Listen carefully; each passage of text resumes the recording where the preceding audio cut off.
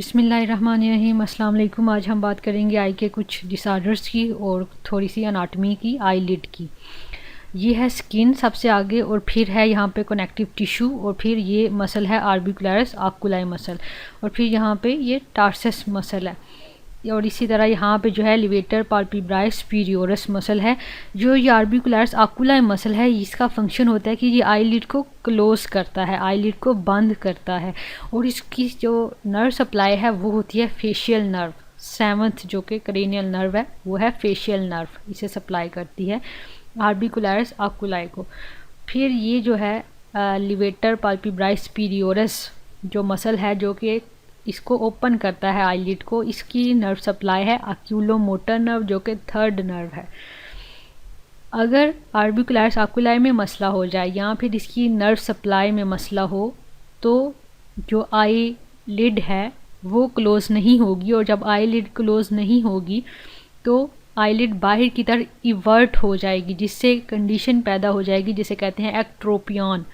Problem हो जाएगी ectropion की। अगर आर्बिकुलरिस आकुलाई सही फंक्शन नहीं करता और आईलिड को क्लोज नहीं करता तो वो बाहर की तरफ इवर्ट हो जाती है आईलिड।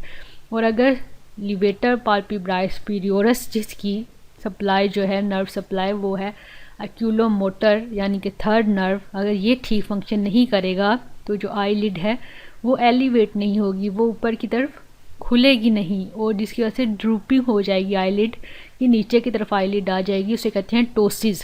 तो ptosis is related to levator palpebrae superioris and ectropion is condition related to orbicularis oculi muscle.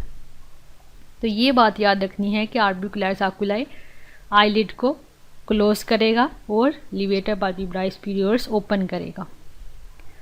फिर कुछ ग्लैंड्स होते हैं, जैसे कि ग्लैंड्स ऑफ जी है, दीज हैं, ग्लैंड्स ऑफ मोल हैं। ये जो हैं ये अगले पोर्शन में है दोनों, जैसे यहाँ दिखाया गया ग्लैंड ऑफ जीज और ग्लैंड्स ऑफ मोल, ये एंटीरियरली प्रेजेंट होते हैं, और मीबोमियन ग्लैंड पोस्टीरियरली प्रेजेंट होता है। अगर ब्लॉकेज हो जाए इन ग्लैंड्स की, ग्लैंड्स ऑफ जीज की और ग्लैंड्स ऑफ मोल की, तो स्टाई डेवलप होता है उस जगह पे, जो कि एक बैक्टीरियल सपोर्टेटिव इन्फेक्शन है जिसमें पस फॉर्मेशन होती है। और अगर मीबोमियन ग्लैंड की ब्लॉकेज हो जाए तो कंडीशन पैदा हो जाती है क्लेजियन की। ये हम आगे देखते हैं। इसी तरह ये दिखाया गया है कि ये ग्लैंड्स ऑफ जीज और glands of mole interiorly present हैं, ये आईलैशेस के करीब करीब, और पोस्टीरियरली मीबोमियन ग्लैंड प्रेजेंट है टार्सल प्लेट के ऊपर, और फिर पीछे यहाँ कंजक्टाइवा है, और ये यहाँ पे आर्बिकुलरिस मसल दिखाया गया है इंटीरियरली।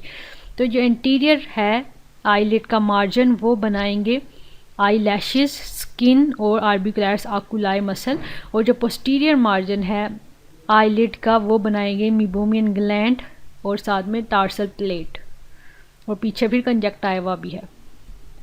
इसी तरह यहाँ पे भी आईलिड की एनाटमी दिखाई गई है, इंटीरियर मार्जिन है और पोस्टीरियर मार्जिन है। इंटीरियर मार्जिन में आई लैशेस प्रेजेंट हैं, और यहाँ पे जो है स्किन है इंटीरियरली, और फिर बीच एक आती है ग्रे लाइन। ग्रे लाइन जो होती है वो आईलिड को इंटीरियर लैमिला में और पोस्टीरियर लैमिला में डिवाइड करती है। ये है ग्रे लाइन। ग्रे लाइन के पोस्टीरियरली जो है वो मीबोमियन ऑरिफिसेस हैं, यानी कि मीबोमियन ग्लैंड की ऑरिफिसेस हैं, और एंटीरियरली जो है वो आई लैशेस प्रेजेंट हैं, और पोस्टीरियरली जो है वो कंजक्टाइवा भी प्रेजेंट होता है। फिर उसके बाद है ब्लेफराइटिस। ब्लेफराइटिस होती है inflammation of the lid margin. जब लिड मार्जिन की इन्फ्लेमेशन हो जाए तो इसे कहते हैं ब्लेफराइटिस। Itis mean inflammation. अब दो तरह का होता है ब्लेफराइटिस, एक होता है इंटीरियर और एक होता है पोस्टीरियर। इंटीरियर जो ब्लेफराइटिस होता है उसमें आई लैशेस इन्वॉल्व होती है, जैसे यहाँ पे है आई लैशेस हैं उनकी इन्फ्लेमेशन हुई है। और पोस्टीरियर ब्लेफराइटिस जो होता है उसमें मीबोमियन ग्लैंड का डिसफंक्शन होता है। मीबोमियन ग्लैंड हैं उनकी ऑरिफिसेस इन्फ्लेम्ड हो जाती है। ये दोबारा यहाँ पे पोस्टीरियर ब्लेफराइटिस दिखाया गया है, पिछली तरफ मीबोमियन ग्लैंड होते हैं उनका डिसफंक्शन हो जाए या उनकी सिक्रीशन में अल्टरेशन आ जाए तो पोस्टीरियर ब्लेफराइटिस हो जाता है। फिर ये है स्टाई। स्टाई होता है, इसे कहते हैं एक्सटर्नल हार्डियोलम भी कहते हैं, एक्सटर्नल हार्डियोलम। हमने जैसे कहा था पीछे कि सपोर्टेटिव इन्फेक्शन होती है ऑफ द हेयर फॉलिकल और द ग्लैंड्स ऑफ जीज। इसमें ग्लैंड्स ऑफ जीज इन्वॉल्व होते हैं, क्योंकि ग्लैंड ऑफ जीज इंटीरियरली प्रेजेंट होते हैं, इसलिए ये एक बैक्टीरियल सपोरेटिव इन्फेक्शन है cause by the staphylococcus aureus और इंटीरियरली यहाँ प्रेजेंट होगा। और सपोरेटिव का मतलब है कि पस फॉर्मेशन होगी यहाँ पे अंदर। तो ग्लैंड्स ऑफ जीज याद रखने हैं स्टाई से, इस टाइम में ग्लैंड्स ऑफ जीज इन्वॉल्व हैं, और अगर मेबोमियन ग्लैंड इन्वॉल्व हो तो फिर क्लेजियन होता है, वो आगे आएगी कंडीशन। यहाँ पे एक्ट्रोपियन, जैसे हमने कहा था कि अगर आर्बिकुलर साकुलर मसल काम ठीक ना कर रहा हो, यानी कि आईलिड को क्लोज ना कर रहा हो, मसल में कोई डिसफंक्शन हो या फिर उसकी नर्व जो कि सप्लाई करती है फेशियल नर्व उसमें कोई प्रॉब्लम हो, तो एक्ट्रोपियन होता है। और भी रीजंस होती हैं। What is ectropion? It is abnormal eversion of the lid margin away from the globe, बाहर की तरफ इवर्जन हुई है, outward turning. Then the types of ectropion, congenital भी हो सकता है, एक्वायर्ड भी हो सकता है, यानी कि at the time of birth भी हो सकता है और बाद में भी एक्वायर्ड हो सकता है। उसमें आ जाती है involutional ectropion, cicatricial ectropion, paralytic ectropion and mechanical ectropion. यहाँ है इन्वोल्यूशनल एक्ट्रोपियन। इन्वोल्यूशनल एक्ट्रोपियन होता है जो एल्डरी पेशेंट होते हैं, यानी कि जो बड़ी उम्र के लोग होते हैं, उनमें होता है इन्वोल्यूशनल एक्ट्रोपियन। ये लोअर आईलिड को अफेक्ट करता है, इसकी वजह से एपीफोरा होता है। एपीफोरा होता है एक्सेसिव टीयरिंग, यानी कि बहुत ज़्यादा वाटरिंग ऑफ द आई। तो ज़ाहिर सी बात है जब ये क्लोज नहीं हो रही आई तो उसकी वजह से वाटरिंग होगी आई की। तो ये मोस्टली इन्वोल्यूशनल एक्ट्रोपियन किस में होता है? एल्डरी में, एल्डर जो होते हैं पेशेंट्स उनमें। फिर है सिकाट्रिशियल एक्ट्रोपियन जो कि स्कारिंग या फिर कंट्रैक्चर ऑफ द स्किन की वजह से होता है। जैसे यहाँ पे स्कारिंग और कंट्रैक्चर ऑफ द स्किन की वजह से ये लिड मार्जिन बाहर की तरफ इवर्ट हुआ है, या फिर अंडरलाइन टिश्यूज़ की वजह से जो कि ग्लोब से अवे आईलिड को पुल करता है। और सिकाट्रिशियल एक्ट्रोपियन लोकल ट्रॉमा की वजह से भी हो सकता है, और जनरल अगर हो तो वो बर्न्स या डर्माटाइटिस जो कि स्किन की कंडीशन है या इक्थायोसिस की वजह से भी हो सकता है। फिर है पैरालिटिक एक्ट्रोपियन जो कि डिक्रीज टोन हुई है, जो मसल है आर्बिकुलर साकुलर जिसने क्लोज करना था, ये इसकी हमने बात की थी पैरालिटिक एक्ट्रोपियन की, कि जो मसल है इसमें प्रॉब्लम है या फिर उसकी नर्व जो है फेशियल नर्व। और पैरालिटिक एक्ट्रोपियन बेल्स पाल्सी की वजह से हो सकता है, और सेरिबेलो पॉन्टाइन एंगल ट्यूमर्स की वजह से, और हर्पीज ऑस्टर ऑर्टिकस या इन्फिल्ट्रेशन और ट्यूमर ज़्यादा पेरोटिड ग्लैंड के ट्यूमर्स की वजह से भी हो सकता है। फिर मैकेनिकल एक्ट्रोपियन जो होता है ये किसी भी ट्यूमर की वजह से जो कि लिड मार्जिन की वजह से और ट्यूमर के वेट की वजह से वो बाहर की तरफ लिड जो है इवर्ट हो रही हो, तो मैकेनिकल एक्ट्रोपियन। फिर कंडीशन है एंट्रोपियन। एक्ट्रोपियन तो था ना बाहर की तरफ था, वो इवर्जन हुई थी, ये इनवर्ड हो गया, inversion of the eyelid margin towards the globe, जैसे कि यहाँ नज़र आ रहे हैं इनवर्ड हो रही है। अगर अंदर की तरफ उसका गई हुई है मार्जिन, लिड मार्जिन, तो एंट्रोपियन होता है। लेकिन अगर ये जो आई लैशेज अंदर की तरफ गए हों तो इसको कहते हैं ट्रिचियसिस। ठीक है, आई लैशेज से रिलेटेड पूछें। अगर मार्जिन की बात करें लिड की तो एंट्रोपियन जो अंदर गया हो। फिर है क्लेजियन। क्लेजियन हमने कहा था कि इसमें मेबोमियन ग्लैंड्स इन्वॉल्व होते हैं, इसमें उनकी इन्फ्लेमेशन हो जाती है, ब्लॉकेज हो जाती है। ये क्रोनिक लिपोग्रेनुलोमेटस लीजन है ये यहाँ पे, और इसकी ट्रीटमेंट क्या होती है? Incision and curettage. इसे इन्वर्ट करते हैं ऐसे और फिर क्लैम्प करेंगे यहाँ से और इंसीजन देंगे और फिर क्यूरिटाज। तो इसकी अगर ट्रीटमेंट पूछी जाए तो suitable first of all favourable treatment is the incision and curettage. फिर इसके अलावा ये भी ट्रीटमेंट दी जा सकती है कि लिड की हाइजीन को मेंटेन किया जाए। फिर topical steroids with the topical antibiotics in which the doxycycline and azithromycin are present. फिर है कंडीशन टोसिस की। टोसिस क्या होता है? ड्रूपिंग ऑफ द आईलिड, जैसे कि इस आई में है, और abnormally low position of the upper eyelid.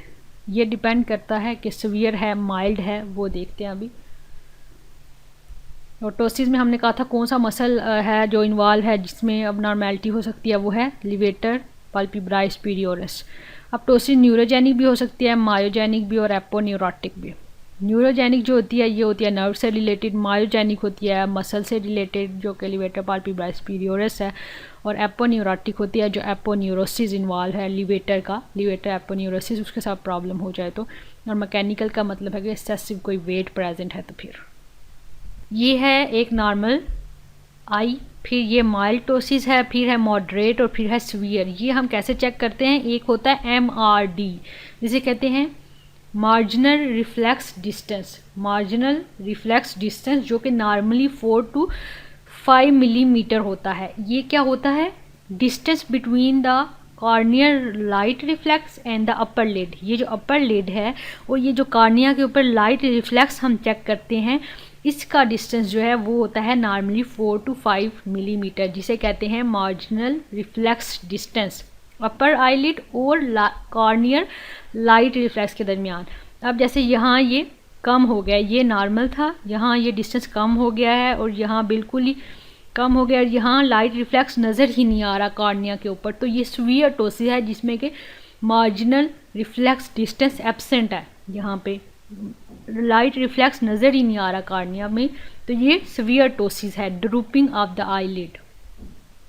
फिर ये हमने ऐसे डिस्कस किया था कि मायोजेनिक टोसिस होती है जो कि मसल में कोई डिसऑर्डर आ गया है, कौन सा मसल, लिवेटर जो है, लिवेटर पाल्पेब्राइस सुपीरियोरस, जिसने कि आईलिड को अप एलिवेट करना था, उठाना था, तो उसमें मसला है। ये हो सकता है मैस्थीनिया ग्रेविस की कंडीशन में, या फिर मायोटोनिक डिस्ट्रॉफी हो जाए, या आकुलर मायोपैथीज हो सकती हैं और बाकी डिफरेंट कंडीशंस हो सकती हैं जिसकी वजह से मायोजेनिक टोसिस होती है।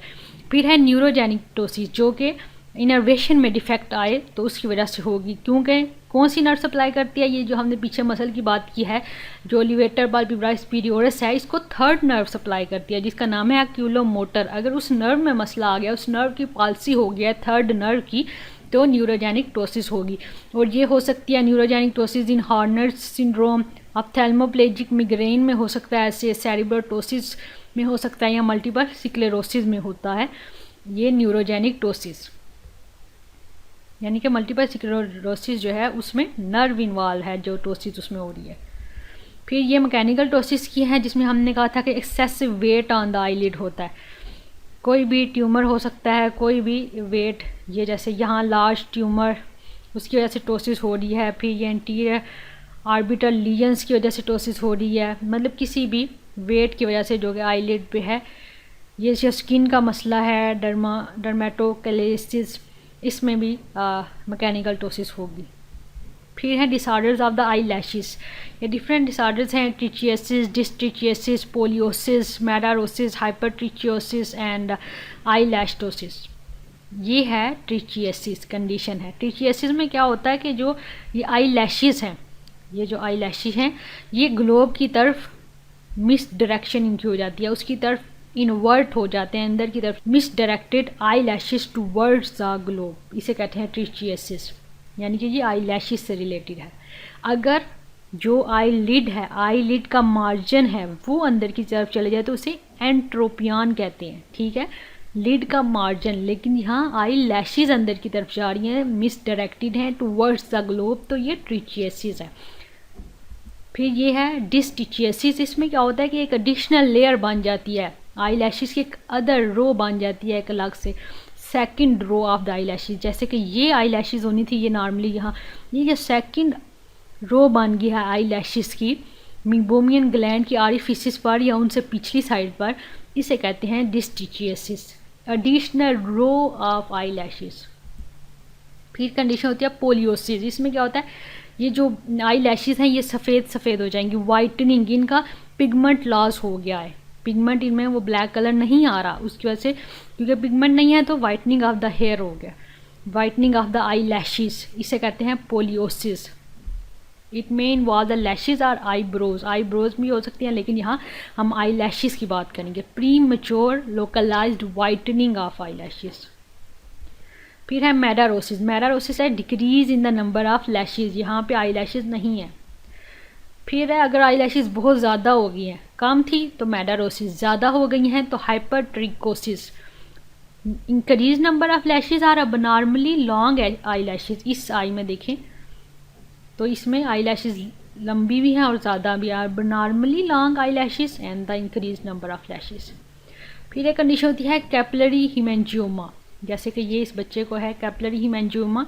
अगर आ जाए कि pinkish red lesion with blanches with the pressure and swells on crying. मतलब प्रेशर अप्लाई करेंगे तो ये कम होगा, और जब बच्चा रोएगा तो ये स्वेल करके उबर के सामने आगे आ जाएंगे। जो कैपिलरी हेमेंजियोमा बना हुआ है, इसे दबाएंगे तो वो कम होगा, लेकिन जब बच्चा रोएगा तो वो ज़्यादा होगा, अपीयरेंस उसकी ज़्यादा प्रोमिनेंट हो जाएगी। तो इसे कहते हैं pinkish red legion, capillary haemangioma. ज़ेंथीलेज़मा, ज़ेंथीलेज़मा क्या होता है? लिपिड डिपॉजिट्स बन जाते हैं, और ये बायलैटरली होते हैं, mostly bilateral lipid deposits. Slightly raised creamy yellowish black like lesions, ये हैं। इनका मतलब वैसे कोई मसला नहीं है कि इनकी वैसे ये कोई प्रॉब्लमेटिक नहीं है कि पेन हो या कुछ, ऐसा कुछ नहीं होता इनके साथ। इनकी अगर ट्रीटमेंट की बात करें तो सिर्फ कॉस्मेटिक सर्जरी होती है कि कॉस्मेटिक रीज़न की वजह से आप सर्जरी करा रहे हैं, वैसे इनका कोई मसला नहीं है, नो प्रॉब्लम एट ऑल। तो बस ये इतना ही था। Thank you so much.